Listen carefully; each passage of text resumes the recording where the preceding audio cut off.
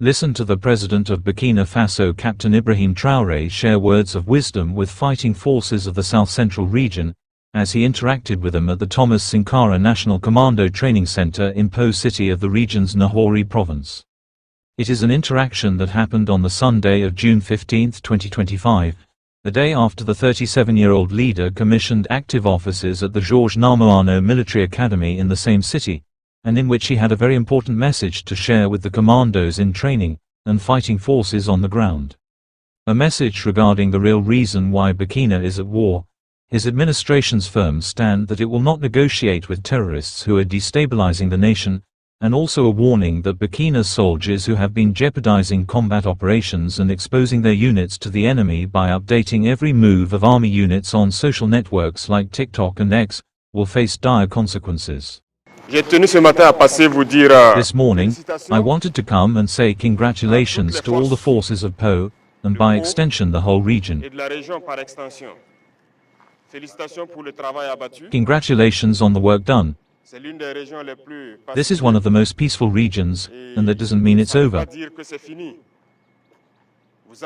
I also encourage you to continue the fight. It's a very dense area with quite a bit of forest. Certainly, you were able to push back the enemy who had tried to establish himself here, and I hope that you continue to patrol these forests to ensure that there are no such desires to return.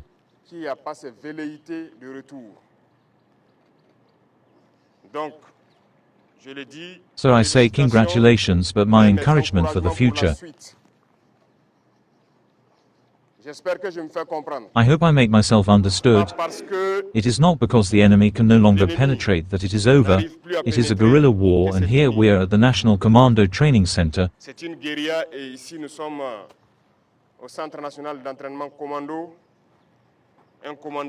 Our commando knows what infiltration means, so the enemy is capable of infiltrating. We must take this fact into account and therefore remain permanently on the lookout.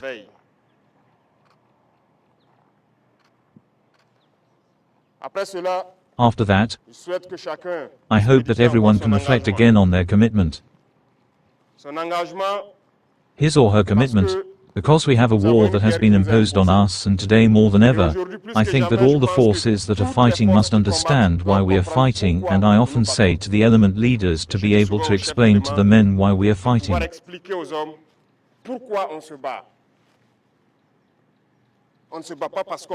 We are not fighting because we want to fight.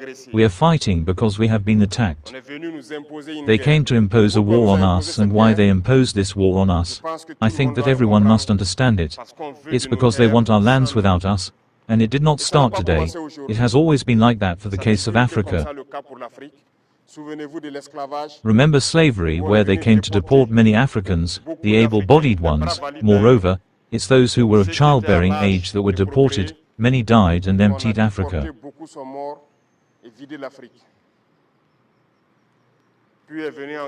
Then came the era of colonization, when they deported themselves to us. They massacred us. They massacred our ancestors. They killed as many as possible. Africa has been colonized several times, and today more than ever, it is a new form of colonization. And why is Africa suffering? It's because we have riches that interest the imperialists, and I think that each and every one of you must understand this.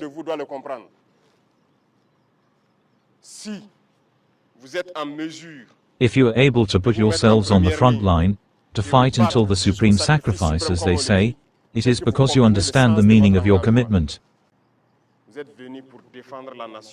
You came to defend the nation, to protect this land that our ancestors bequeathed to us.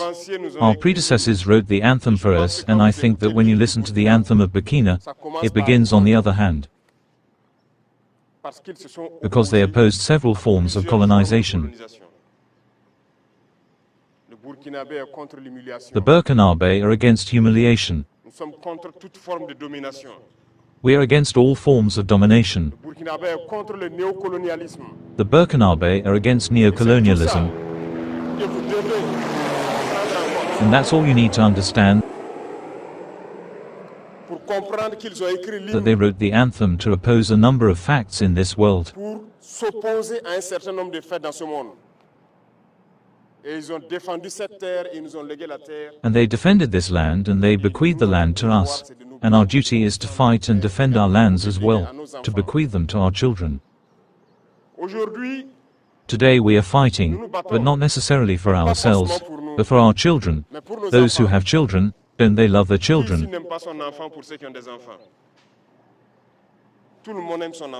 Everyone loves their children. If a danger should befall a child, the father prefers to take the risk to spare the child. This is to say that the father prefers to die so that his child survives. So we are fighting today, it is for the generations to come. To bequeath them better lands so they can live comfortably. So there are no reservations in this fight.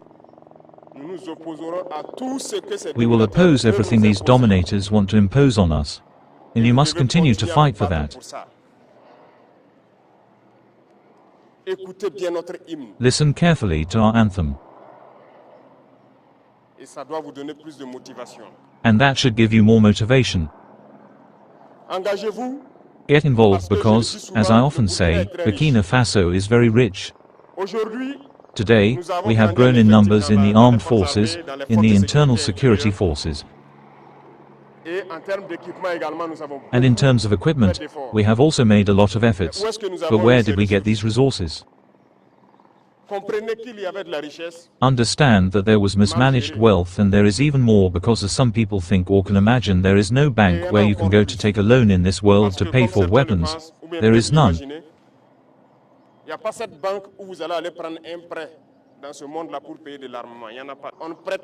We do not lend in this world to go pay for weapons.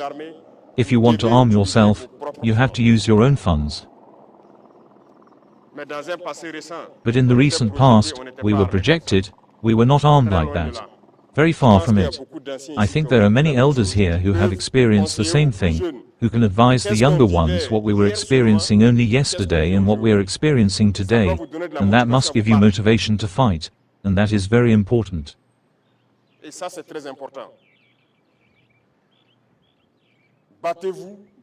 Fight for your land, fight to leave a better Burkina to future generations.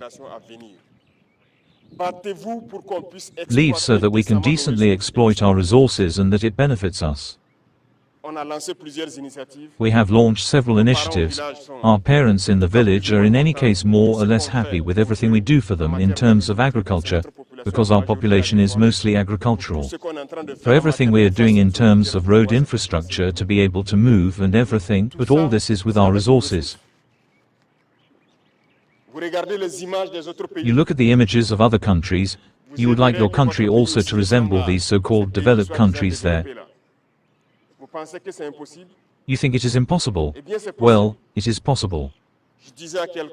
I was telling someone 2 years ago, I'm saying that even animal hospitals in other countries are often better equipped than our hospitals here that treat us, in terms of equipment and everything.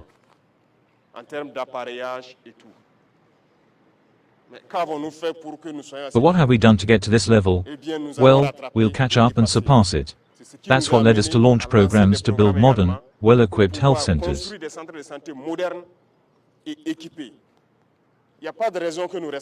There is no reason for us to lag behind. This is to say that everything we do is possible, that's why we do it. And we will continue in this direction. Those who are lucky enough to go on internships abroad, who take photos along the pretty streets, the pretty buildings, it is possible here in Burkina Faso, and that is what we will do so that you live comfortably and well. But for that we must fight for love. That's why we must meditate on his commitment, listen to our hymn and fight.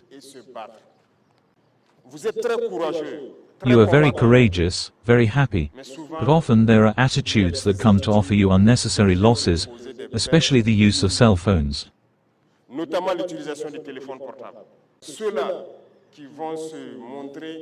Those who will show themselves incapable of changing, of giving up phones in operation, we will seek them out and we will punish them severely, because we will not allow someone who is addicted to phones to put the lives of others in danger.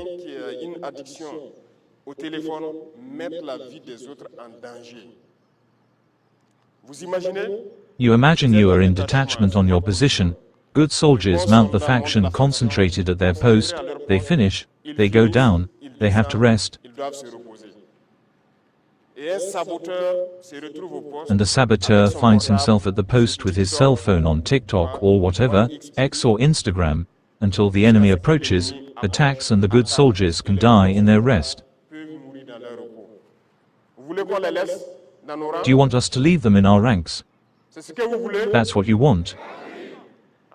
So we will look for them to surrender to us and we will punish them. I have already instructed the military leader to identify as many as possible those who have this addiction who cannot stop through their phone. We will look for them and we will punish them because what they are doing is criminal. We cannot tolerate that. Certainly, we raise awareness, but we cannot tolerate that. Look for small phones that are just for calling the family, and if there is no reason, we do with those who have relatives, magistrates or others who perhaps participate in the court, that's judges. The terrorists can inquire with them. Whether it is in the courts, whether it is the terrorists who are taken prisoner in combat, whether it is those who unanimously surrender, they are the ones who tell us that they managed to carry out certain attacks because of the excessive use of telephones by our soldiers. So if there is no awareness of getting rid of them, we will crack down, and so in a short time, you will see people who will surely be removed from service because they are putting the lives of others in danger and they cannot separate themselves. In any case, it is quite clear there is a note from the military hierarchy which prohibits the use of telephones in operations. After the awareness phase comes the repression phase. We will not tolerate people putting the lives of others in danger, even your own life that you put in danger with the telephone. You do not have the right because you do not belong to yourself. A soldier, he belongs to the army. You do not belong to yourself, you do not have the right to do what you want. Do what the army wants. So everyone must be able to pass on the message so that we can combat this phenomenon. If I say it insistently, it is because it is quite serious. It often nullifies your courage and it often causes us to lose good fighters because they were resting and a false fighter made the enemy approach and attack and find that he is not ready.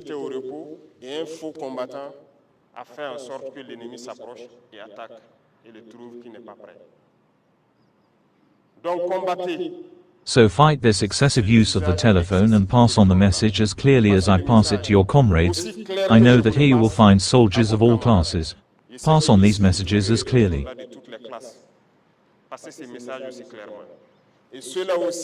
And those who are also poisoning the ranks because they are perhaps also poisoned by the stateless people who are following the outside and who continue to fight Burkina on social networks, through the media and everything. You have to be very careful when someone tells you not to fight. They want you to submit. Do you want to be a slave? Do you want to be dominated? So you have to fight. There is no single solution. The Burkinabe will not negotiate with their enemy. We will fight and we will win. That is the only thing that can prevail. There will not be a single ounce of negotiation with anyone. These are our lands, we will fight, those who came to attack us will die on these lands. We will give up nothing, absolutely nothing, not even a single square centimeter.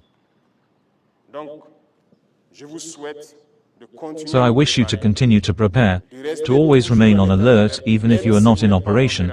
You must remain on alert because at any moment you can be in operation. You must prepare for combat and this war must not last any longer because we will do everything possible to ensure that the combat regains a certain intensity and annihilate this enemy. Congratulations to all the forces that are fighting, and I hope that we must continue to be one with the civilian population because it is very, very important.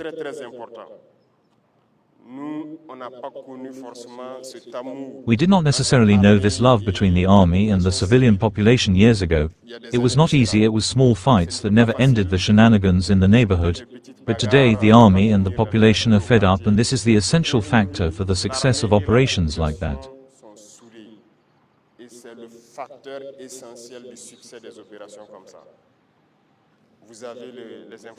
You have the information, the intelligence as it is necessary.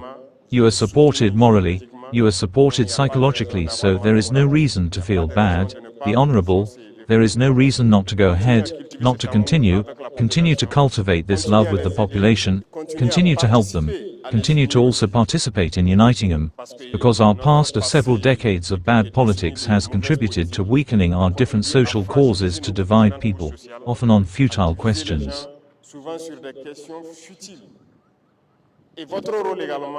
And your role also is to contribute today to uniting them, because your voices carry what the civilians believe in. Today, when a soldier stands up and by a dozen civilians, he listens, and it is easier for the civilians to carry out what you are telling them. So each one of you must be an ambassador of peace and cohesion for our civilian brothers and continue to play this role, also to take advantage of these moments of love between us, to talk to them, to bring them to unite, to be able to let go of certain divisions which were born only from politics.